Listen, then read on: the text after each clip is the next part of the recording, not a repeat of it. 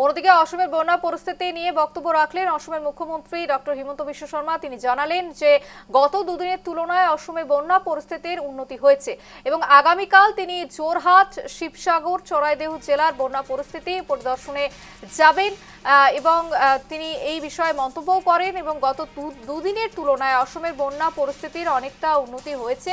তিনি জানিয়ে দিয়েছেন যে আগামীকাল 3 জেলার বন্যা পরিস্থিতির পরিদর্শনে যাবেন মুখ্যমন্ত্রী।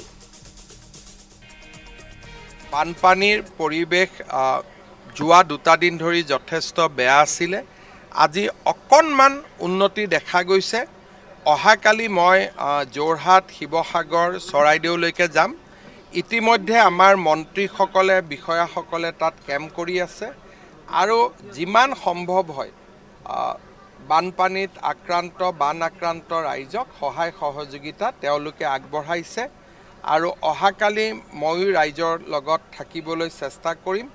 যদি কৰবাত এতিয়া অসুবিধা আছে নিশ্চিতভাৱে মোৰ কাৰ্যসূচীৰ সময়ত তাৰো মই সৰজমিন খা খবৰ ল'ব পাৰিম।